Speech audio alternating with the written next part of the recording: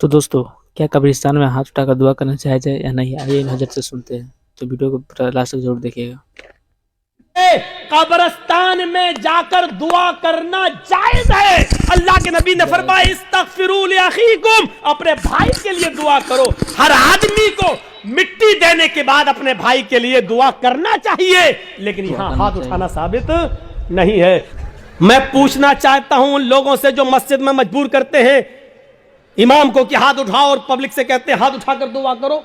अगर दुआ के लिए हाथ उठाना है तो लैट्रिन में जाने की दुआ है, बताओ क्यों नहीं हाथ उठाते हो? सब लैट्रिन में क्यों? अरे जब लैट्रिन में दुआ पढ़ सकते हो तो हाथ क्यों नहीं उठा सकते हो? जब लैट्रिन में अल्लाह का नाम ले सकते हो, अल्लाहुम्मा इन्नी औज़ु बिका, तो हाथ उठाने में क्या हर्ज है? क्यों नहीं उठाते हो? अब हमारी अकल कह रही है गंदी जगह पर हाथ कैसे उठाएं? अभी अकल ही तो कह रही है ना। तो मैं कह रहा हूं गंदी जगह पर फिर अल्लाह का नाम क्यों ले रहे हो? नहीं साहब, वो तो अल्लाह के नबी ने बताया है, तो अल्लाह के नबी ने बताया, तो यहां अल्लाह के नबी ने हाथ नहीं उठाया तो हम हाथ नहीं उठाएंगे। अच्छा, खाना खाओ, क्या दुआ है?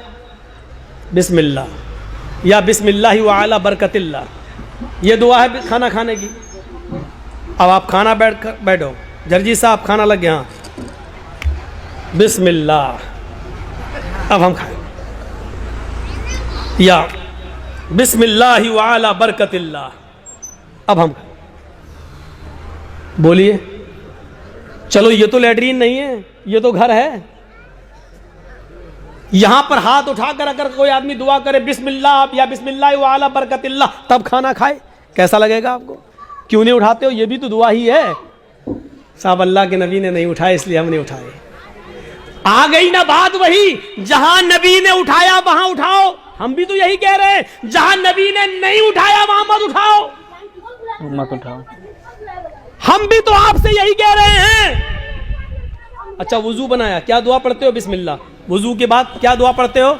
अशहदु अल्ला इलाहा इल्लल्लाह व अशहदु अन्ना मुहम्मदन अब्दुहु व रसूलुहु अल्लाहुम्मा जअलनी मिनत तव्वाबीन व जअलनी मिनल मुतत्तहिरीन, यही दुआ तो पढ़ते हो। अच्छा, वुजू बनाने के बाद किसी को देखा, पैर धुलने के बाद आया हो, किबले की तरफ मुंह करके अशहदु अल्ला इलाहा इल्लल्लाह वहदहु ला शरीका लहु व अशहदु अन्ना मुहम्मदन अब्दुहु व रसूलुहु अल्लाहुम्मा जअलनी मिनत तव्वाबीन व जअलनी मिनल मुतत्तहिरीन।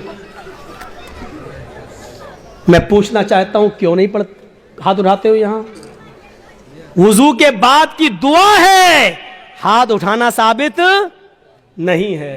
अजान के बाद की दुआ है, अल्लाहुम्मा रब्ब हाज़िहि दावति ताम्मा व सलातिल काइमा आति मुहम्मदनिल वसीला वल फजीला, लेकिन हाथ उठाना साबित नहीं है। चांद देखकर दुआ मांगना साबित है, चांद देखकर दुआ मांगी जाए, लेकिन हाथ उठाना साबित नहीं है। इस वही बात लौट फिर के आती रहती है कि मौलाना साहब क्या किया जाए?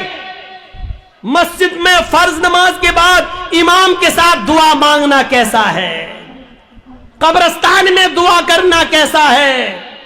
किसी आदमी के मर जाने के बाद किसी मौलाना के साथ उसके घर पे जाकर भोज खाने के बाद दुआ करना उसकी मग़फ़िरत की, ये कैसा है?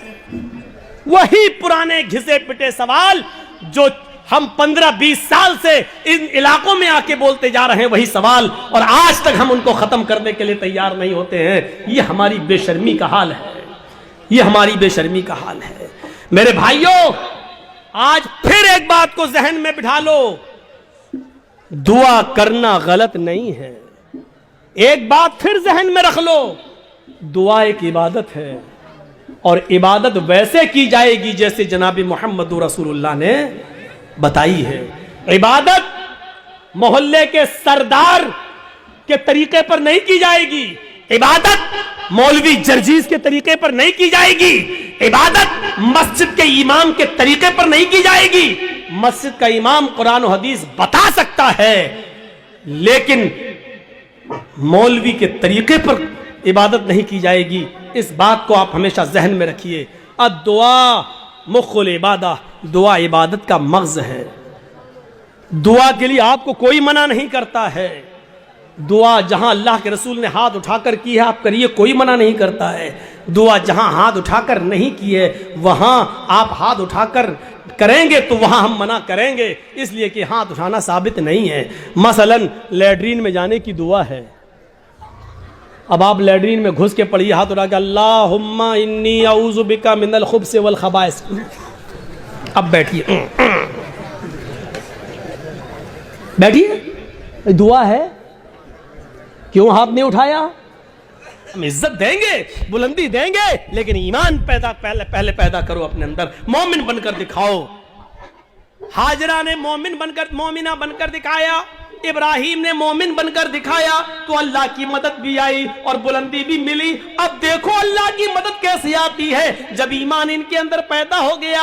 ابراہیم نے اپنے ایمان کا حق ادا کیا, ہاجرہ نے بھی ایمان کا حق ادا کیا. ابھی تک پیچھے دوڑ رہی تھی کہ بتاؤ میرا کیا ہوگا. لاسٹ میں کہتی ہے کہ مجھے کس سپرد کر کے جا رہے ہو؟ جواب ملا اللہ کے. پھر ہٹ جاتی اور کہتی اب جاؤ ہمارے اور بچے کی طرف سے بے فکر ہو جانا, اللہ نے جو حکم دیا اس کو کریے, اللہ ہمیں ضائع نہیں کرے گا, اللہ ہمیں برباد نہیں کرے گا. وہ اس بیابان جنگل میں رک جاتی ہے, اسی جنگل میں رہنے لگتی ہے. غور کرو کہ اس جنگل میں 2 یا 3 دن کے لیے ہی پانی تھا, 2 یا 3 دن کے لیے ستو تھا, اس کے علاوہ ہاجرہ کے پاس کچھ نہیں تھا. ستو ختم ہو جاتے ہیں, پانی ختم ہو جاتا ہے, کوئی قافلہ بھی وہاں سے گزرتا نہیں ہے. کیوں کوئی قافلہ گزرے گا؟ کوئی بستی بھی آباد نہیں ہے, دور دور تک پانی کا پتہ نہیں ہے. میں ماں ہوں, 2-4 دن بھوکی پیاسی رہ سکتی ہوں, لیکن یہ معصوم بچہ ہے جو میرا دودھ پیتا ہے. جب مجھے کچھ ملے گا نہیں تو دودھ بنے گا کیسے؟ میں کھاؤں گی تو دودھ بنے گا, جب دودھ بنے گا تو بچہ پیے گا. میں پیاسی ہوں, 2-4 دن رہ سکتی ہوں, لیکن بچے کو پیاسا کیسے رکھا جا سکے؟ غور کرو, تمام شک و شبہات اس عورت کے دل میں ہے, لیکن اللہ پر بھروسہ ہے, ایمان ہے اللہ کی ذات پر. اپنے بچے کو لٹاتی ہے, کہتی ہے چلو کوشش کر کے دیکھتی ہوں پانی مل جائے.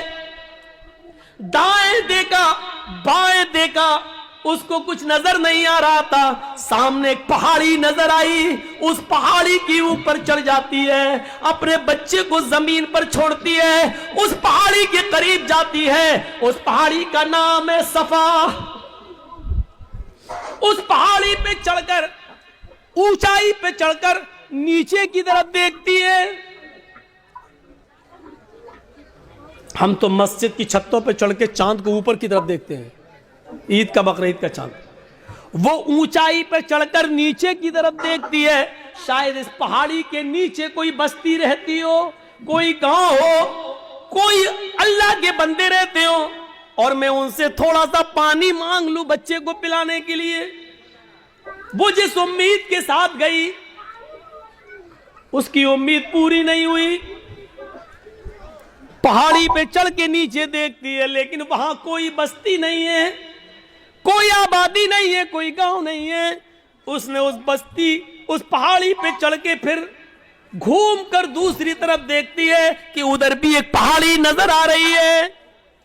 چلے اس پہاڑی کے اوپر چڑھ کے دیکھیں, شاید ادھر پانی ملتا ہو, یا اس بستی کے, اس پہاڑی کے نیچے کوئی بستی آباد ہو. وہ وہاں سے چلتی ہے, کچھ دیر رک کے چلتی ہے, سلو چلتی ہے, اور بچے کی پیاس جب اس کے دماغ میں آتی ہے تو تھوڑا سا تیز دوڑتی ہے, پھر تھوڑا سا سلو ہوتی ہے. وہ 2-3 بار تیز دوڑتی ہے, 2-3 بار سلو دوڑتی ہے. صفا سے مروہ جاتی ہے, لیکن مروہ جانے کے بعد بھی اس کو کوئی بستی نظر نہیں آتی.